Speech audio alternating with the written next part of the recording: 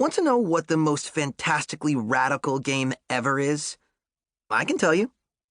It's real-life Super Mario Kart. And we're playing it right now.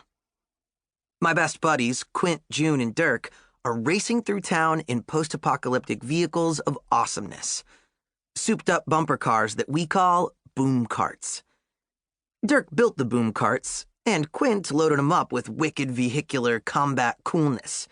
Paintball blasters, defensive marble spillers, spiked tires, gas-powered slingshots. The works.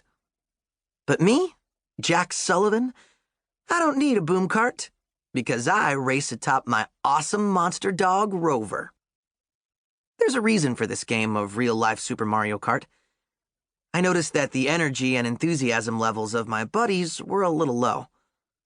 I mean, I was having trouble distinguishing them from the zombies. So I was like, we need excitement. And what's more exciting than building an epic go-kart course with jumps, oil slicks, and a spinning speedway through creepy old man Aiken's house? That's one of the perks of life after the monster apocalypse.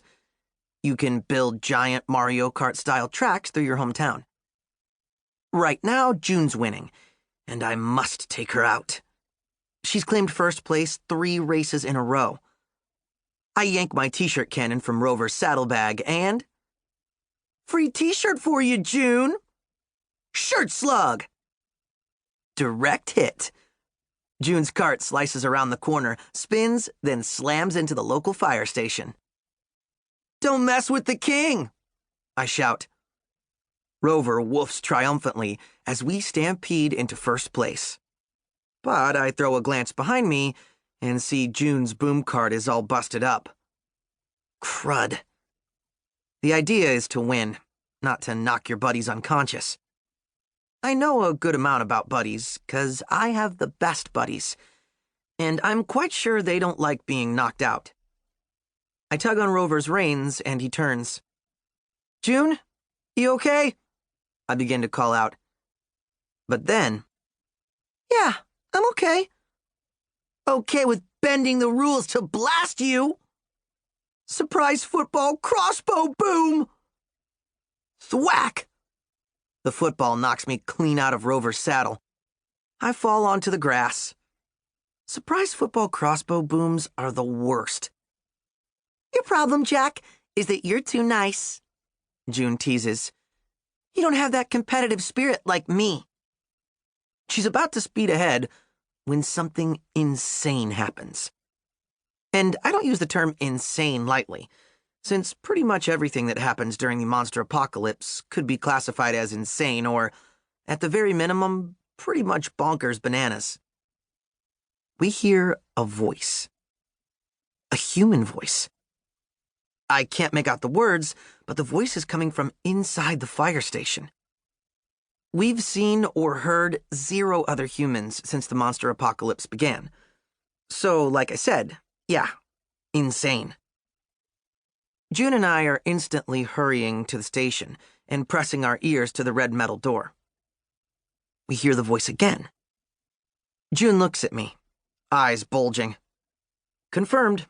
This is both insane and bonkers bananas. I spin around, cupping my hands to my mouth. Quint! Dirk! Time out! No way, friend! Quint shouts as his boom cart whips around the corner. Not falling for that ruse again. Not a ruse timeout, a real timeout, I shout. Really real. June points out that I should not be yelling, since we have no clue who is inside the fire station. Good point. I do a quick brain scan of possibilities, and the results are pretty gnarly. Terrifying wasteland marauders, possibly inside at this very moment. Tires screech, and Quint and Dirk skid to a stop and hop from their boom carts. What's up? Dirk asks. Human-sounding voices, June whispers. Inside the fire station.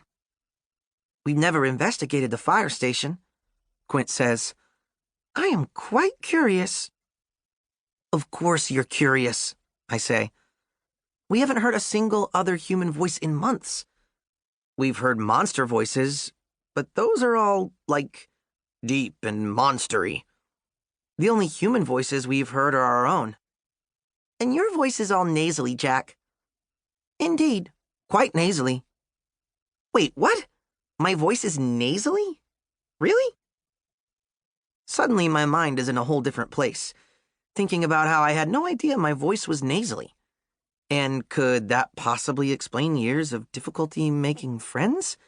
'Cause who wants to be friends with the kid with the lousy voice? But if it's nasally, why did no one tell me before? I could have worked on it. Even tried to put on a cool Australian accent or something. Maybe even... Jack! June snaps me back to attention, hooking a thumb at the fire station door. Dirk is tugging the handle, opening the door, and... Firefighter zombies!